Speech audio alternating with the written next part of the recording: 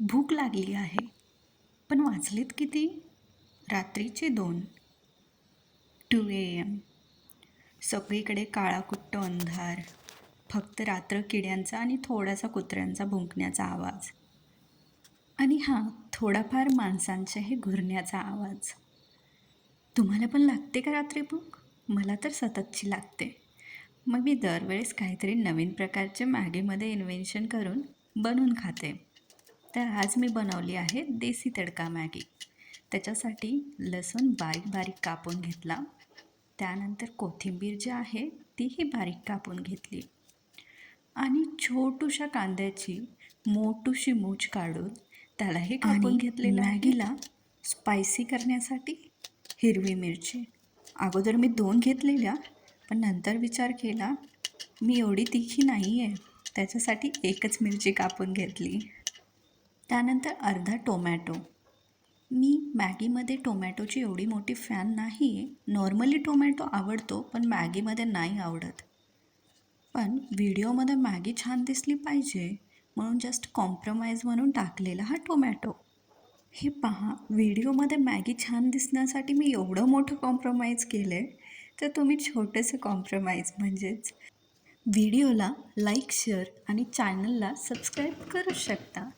मध्यरात्रीच्या आवाजामध्ये आणखीन एक ॲडिशनल आवाज नको म्हणून खटकन चालू केलेल्या गॅसचा मी व्हिडिओ घेतला नाही.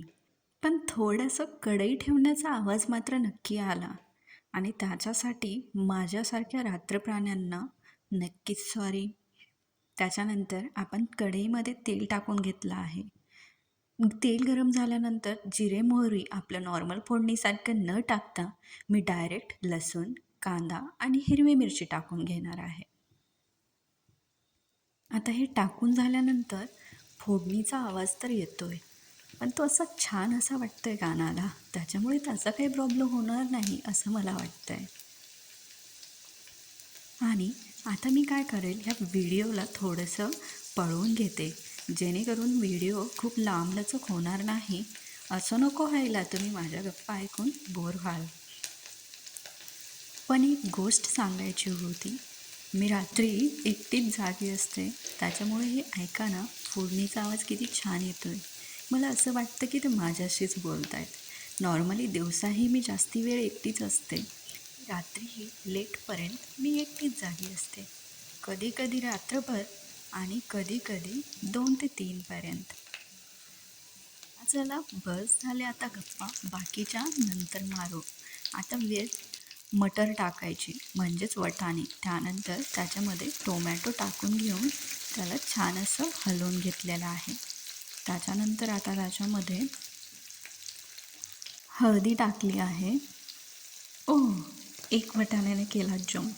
तो नक्की असा म्हणत असेल, बापरे किती गरम आहे, मला नाही सहन होणार. तर जाऊ द्या मग त्याला, आपलं मॅगी टेस्टी बनवण्यासाठी त्याचं बलिदान कशाला, बाकी सगळ्यांचं घेऊ. आता थोडीशी कोथिंबीर टाकून घेऊन त्याच्यानंतर आपल्याला त्याच्यात पाणी टाकून घ्यायचं आहे आणि पाणी उकळल्यानंतर त्याच्यामध्ये मॅगी टाकून घ्यायची आहे.